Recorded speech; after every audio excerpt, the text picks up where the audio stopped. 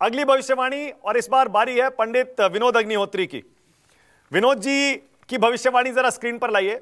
विनोद अग्निहोत्री कहते हैं भाई एनडीए का पलड़ा भारी है, इसमें कोई शक नहीं है। लेकिन जब विनोद अग्निहोत्री से यह पूछा गया कि बाजी कैसे पलट सकता है इंडिया गठबंधन, तो विनोद जी भी बड़ी दिलचस्प सलाह देते हैं इंडिया गठबंधन के लिए कि खरगे या मायावती जैसे किसी दलित को आप पीएम का चेहरा बना दीजिए, यह बाजी पलट सकती है।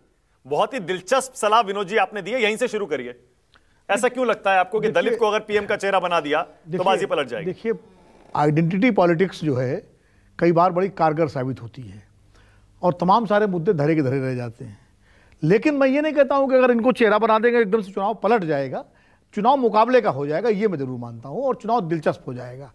और अभी जिस तरह से एकदम से जो स्थिति है, हम सब मानते हैं, करीब करीब कम से कम रशीद भाई मान रहे हैं, तो इसका मुझे लगता है आशुतोष भी मान रहे होंगे, और यशवंत भाई और संजय जी तो महापंडित हैं इस विधा के, तो हमसे बेहतर बताएंगे। लेकिन हम सब ये मान ही रहे हैं कि एनडीए और बीजेपी को बढ़त है, और अभी हमें कोई शक नहीं है कि आज की तारीख में एनडीए और बीजेपी को पूर्ण बहुमत मिलने की पूरी उम्मीद है, जिस तरह का वातावरण है। अब कौन से स्टेट्स में फर्क पड़ेगा जरा ये भी बताइए विनोद जी। अगर मान लीजिए खरगे जी को उतार दिया या मायावती को इंडिया गठबंधन ने उतार दिया, पीएम का चेहरा मान लिया। देखिए, खरगे को अगर आप उतारते हैं तो दक्षिण भारत में एकदम कंसोलिडेट हो जाएगा, और कर्नाटक जहां बीजेपी अच्छा कर सकती है, दक्षिण में अकेला राज्य है हमेशा, वहां भी बीजेपी के लिए चुनौती बड़ी हो जाएगी। कन्नडिगा वाला मसला जो है एक सामने आ जाएगा। जैसे मोदी जी का गुजरात में एक करिश्मा है, तो खरगे जी को लेकर एक सेंटीमेंट हो सकता है। तो एक तो साउथ का वो होगा, और पहला दलित प्रधानमंत्री, ये एक दलित असर्शन की जो पॉलिटिक्स है वो अभी तक इस देश में एक सपना ही रही है कम से कम। और दलित माइनॉरिटीज और एमबीसी, मैं छोटे ओबीसी की बात कर रहा हूँ मैं, उनकी बाकी जो इन पार्टियों का आरजेडी और समाजवादी पार्टी, इनका जो अपना वोट बैंक है वो तो है ही साथ में, वो एक लीथल कॉम्बिनेशन बन करके मुकाबले पर इनको ला सकता है। लेकिन मैं इसमें, हो सकता है मुझसे शायद एक दो मित्र असहमति जाहिर करें, मैं मायावती को ज़्यादा बड़ा एसेट के रूप में मानता हूँ, क्योंकि नॉर्थ इंडिया क्या है कि नॉर्थ इंडिया जो है वहाँ खरगे जी को जब तक आप बताएंगे कि वो दलित है, दक्षिण के दलित नेता है, तब तक चुनाव हो जाएगा। क्योंकि कम्युनिकेशन के मामले में इंडिया गठबंधन बहुत कमज़ोर है, उसकी पूरी स्ट्रेटजी, और कांग्रेस तो बहुत बुरी तरह से अपनी बात पहुँचा नहीं पाती है।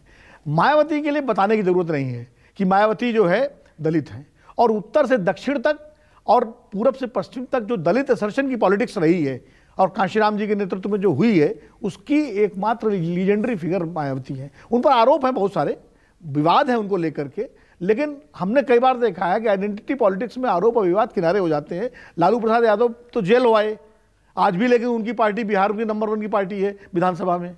आज भी लालू जी की विरासत जो है तेजस्वी बढ़ा रहे हैं, जबकि इतना बड़ा बैगेज है। इसी तरह जयललिता का उदाहरण हमारे सामने है। जयललिता तो बाकायदा जो है उनके पर तलाशी में क्या क्या नहीं मिला था, और बाद में आगे चल के जो है मुकदमे भी चले, लेकिन वो लगातार चुनाव जीतती रही। तो आइडेंटिटी पॉलिटिक्स जो है कई बार इन सारी चीज़ों को किनारे कर देती है। तो मायावती के आने से उत्तर प्रदेश, अकेले उत्तर प्रदेश ही नहीं, उत्तर प्रदेश साथ मध्य प्रदेश, राजस्थान, छत्तीसगढ़, जिन राज्यों में बीएसपी का आधार है, पंजाब, यहाँ पर भी इंडिया गठबंधन को फायदा हो सकता है अगर सही ढंग से ये लोग इनको आगे करें। और दूसरी कंडीशन में रखिए कि उनके सारे घटक दल ईमानदारी के साथ एक दूसरे के उम्मीदवारों को जिताने की कोशिश करें।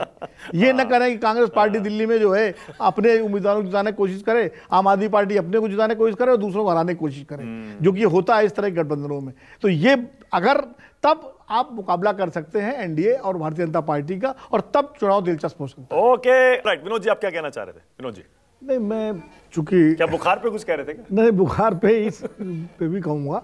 देखिए, वो तो यशवंत ने बहुत अच्छी तरह से उसकी व्याख्या कर दी कि नैरेटिव बदलने की जो कवायद भारतीय जनता पार्टी ने की, वो प्रधानमंत्री तो इस मामले में उनको महारथी हैं कि कैसे वो पूरा डिस्कोर्स बदल देते हैं सार्वजनिक उसका जो है, और उनकी जब वो कुछ बोलते हैं तो डिस्कोर्स भी उसी तरह से शुरू हो जाता है।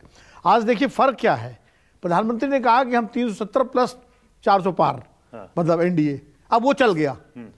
मान लीजिए यही बात अगर सोनिया गांधी कहें कि अपोजिशन जो है 300 सीटें लाएगा, तो नहीं चलेगा।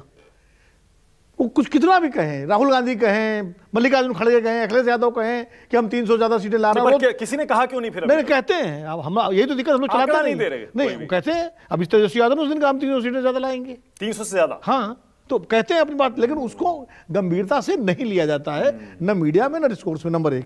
दूसरी बात यह है, एक मध्य प्रदेश का उदाहरण हमारे सामने है। ज्यादातर बीजेपी छोड़ छोड़कर नेता कांग्रेस में जा रहे थे और लगभग सारे सर्वे, एक आध अपवाद होंगे, सब कांग्रेस की सरकार वहां बना रहे थे और कांग्रेसी भी मुतमईन थे, हम सब लोग भी यहां भी बैठ करके हम सब कह रहे थे।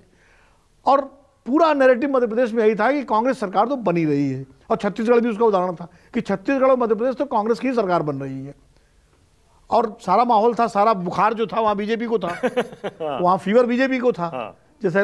लेकिन नतीजा क्या हुआ, अब मैं 2004 की बात नहीं कर रहा हूं कि उसका उदाहरण कई बार लोग दे देते हैं वो, पर मैं अभी ताजी की बात कर। लेकिन नतीजा आया कि 150 से ज्यादा सीटें बीजेपी जीत गई और छत्तीसगढ़ में बीजेपी की सरकार बन गई।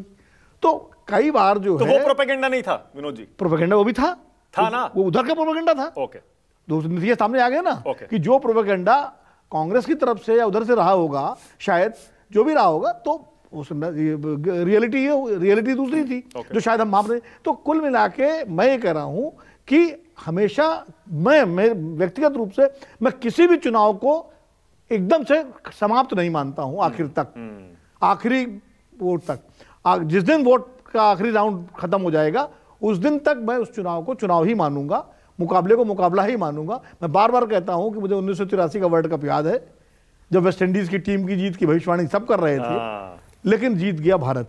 तो इसलिए कई बार, और कई अभी ताजा वर्ल्ड कप देख लीजिए, भारत की सारे मैच जीतते टीम इंडिया, और वो कहां हारी, वो भी अहमदाबाद में, जो सबसे फेवरेबल टर्फ होनी चाहिए थी। तो कुल मिलाकर मुझे लगता है कि थोड़ा इन सब तथ्यों पर भी हम लोगों को ध्यान देना चाहिए। बिल्कुल, टाइम खत्म।